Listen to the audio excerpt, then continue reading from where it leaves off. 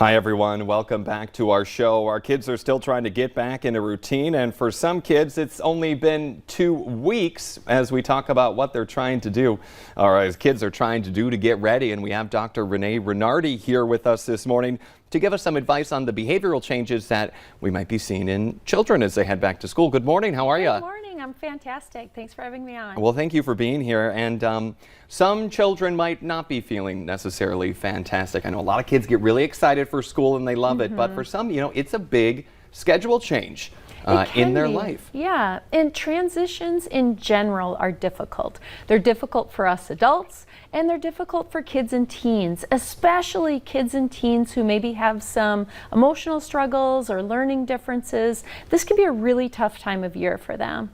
And so how can we help them navigate it? Or I know sometimes kids don't necessarily want to say that they're struggling. How can we spot that they might be having some difficulties? There's a lot of things that we can do. As parents and caregivers, the first thing that we can do is establish a routine with our kids. Really kind of getting down to the basics of sleep, exercise, nutrition. Kids do so much better when they can predict something, when they see something coming. So having those routines is important. Having a family calendar, something that everybody can go to so there's a little bit less chaos in the household. Creating systems is an important thing. This is where the backpack goes. This is where your homework is. Things like that can cut down on a lot of chaos. Or even establishing checklists can be important as well. And of course, to be a good source of support, we have to take care of ourselves, our own physical and emotional health as well, because kids do pick up on that. So it's really important to kind of keep our own emotions in check. That'll give us a little bit more room for empathy so that we can listen to our kids and support them a little bit better. I think sometimes parents or caregivers or people that are around a lot, children that is, they kind of forget that children emulate your behavior. Right. If they see how you get frustrated about something, often, they might also pick up on that same behavior and then show it as well. We're role models for them. So it is important to keep that in mind. It's also important to keep in mind that we're the ones with the fully developed brains. They're not there yet. So we do have to model some of those problem-solving behaviors for them and also put some of those rules and contingencies in place. And then maybe grant them a little grace too as they're trying to figure out how to navigate everything going on in their lives. Yes. And so there's some other things that you need to look out for. And what are just some of those things that if you see them in your child, you're like, I think I might need to step in here? Yeah, it's really important. I always tell parents, if you have any concerns, reach out. You can visit. I visit with parents all the time over the phone, chat with them a little bit. We do offer a program in my Lakeside Center too that works specifically with parents. We may or may not see the child. So there's a lot of options there, but I always tell people, reach out anytime.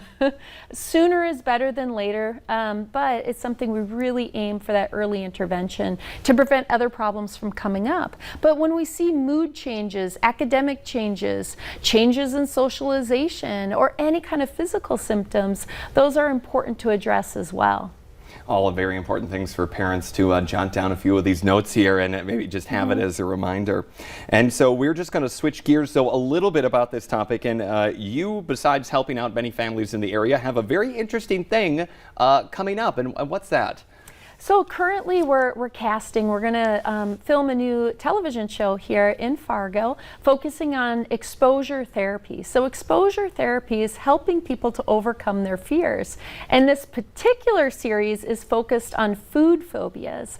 So when people have a fear of a certain type of food, or maybe a fear of getting sick and throwing up or choking, or fear of eating in restaurants. So there's lots of things that we can look at and to help people overcome these fears in one day, really focusing on exposure therapy and intensive exposure therapy. And so a lot of people might be hearing that and being like, wow, there's so many questions that relate to that and how it works. And so if people are interested in learning more about that show, is there a place where they will soon be able to see it, or how can they learn more about it? So they can learn more about it. You can contact me at the Lakeside Center and I can put you in contact with our producer. Otherwise, you can also reach Chelsea. She is, her email is listed there as well at Crybaby Media.